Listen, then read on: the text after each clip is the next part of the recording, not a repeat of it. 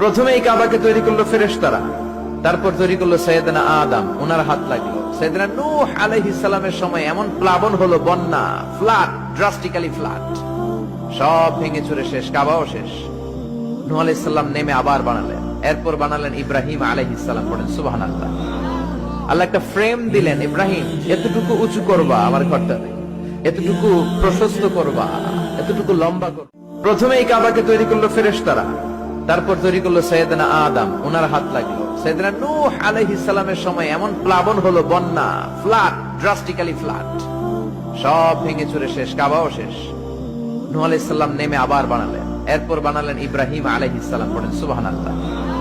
আল্লাহ একটা ফ্রেম দিলেন, ইব্রাহিম এতটুকু উঁচু করবা আমার ঘরটাকে, এতটুকু প্রশস্ত করবা, এতটুকু লম্বা করবা।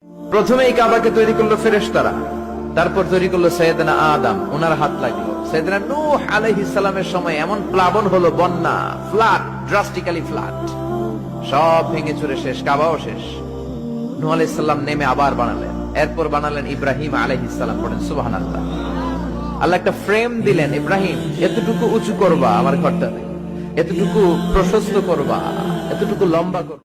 প্রথমে এই কাবাকে তৈরি করলো ফেরেশতারা, তারপর তৈরি করলো সাইয়েদনা আদম, ওনার হাত লাগলো। সাইয়েদনা নূহ আলাইহিস সালামের সময় এমন প্লাবন হলো, বন্যা, ফ্লাড, ড্রাস্টিক্যালি ফ্লাড, সব ভেঙে চুরে শেষ,